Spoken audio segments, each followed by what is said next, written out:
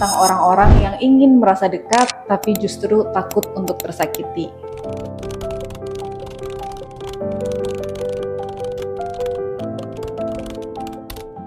Pernah dengar potongan lirik lagunya Nadine Amizah yang bunyinya gini? Seperti landak yang tak punya teman. Setiap kali mendengar lagu itu, aku teringat pada banyak sekali cerita di ruang konseling tentang orang-orang yang ingin merasa dekat tapi justru takut untuk tersakiti.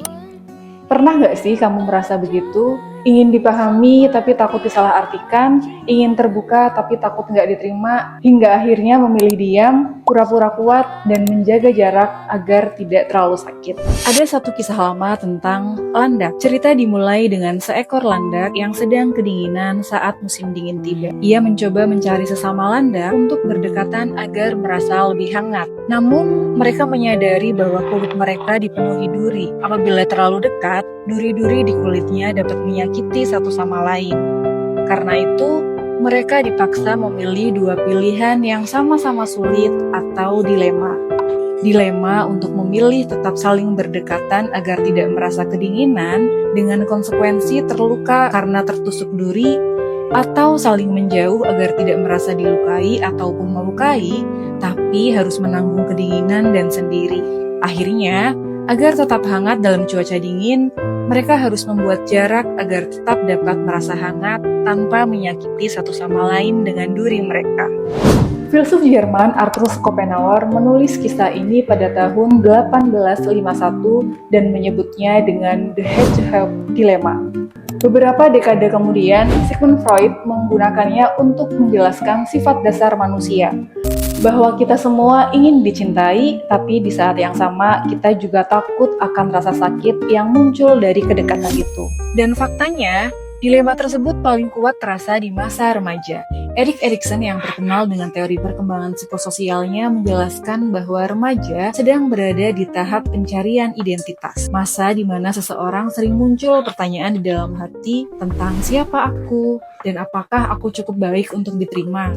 Satu komentar dari teman bisa membangun rasa percaya diri. Sebaliknya, satu penolakan bisa membuat dunia seolah runtuh. Karena di fase ini, kita sedang belajar memahami makna keintiman, kepercayaan, dan batas.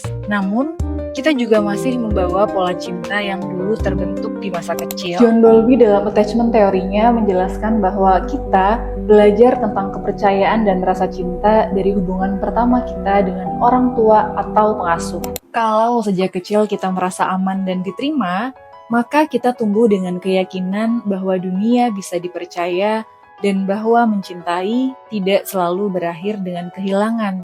Tapi, kalau sejak kecil kita sering diabaikan, dikritik, atau hanya diterima saat berperilaku baik, tubuh kita akan belajar hal lain, bahwa cinta bisa berbahaya, bahwa kedekatan bisa berarti luka. Dan tanpa sadar, keyakinan itu terbawa hingga dewasa. Kita ingin dekat, tapi tubuh dan pikiran menolak. Kita ingin dipahami, tapi refleksnya malah menjauh saat merasa terancam. Jadi, kalau kamu merasa seperti landak yang tak punya teman, ingat, kamu sedang belajar menemukan jarak yang tepat antara dirimu dengan orang lain. Seperti para landak dalam kisah Schopenhauer, kita memang perlu waktu untuk menemukan jarak yang pas. Tidak terlalu jauh hingga merasa sepi, tapi juga tidak terlalu dekat hingga saling menyakiti. Karena tubuh dewasa bukan berarti tidak lagi merasa sakit, tapi tahu bagaimana tetap lembut bahkan setelah pernah terluka. Kalau kamu pernah merasa ingin dekat tapi juga takut terluka, percayalah kamu gak sendiri. Kita semua sedang belajar tentang bagaimana mencintai tanpa kehilangan diri. Aku Yusri Maulina, psikolog yang percaya bahwa memahami diri adalah langkah pertama untuk mencintai dengan aman. Kalau kamu juga sedang belajar memahami diri, tetap di sini ya. Pelan-pelan kita tumbuh bersama dan saling belajar bersama. Sampai jumpa di video berikutnya.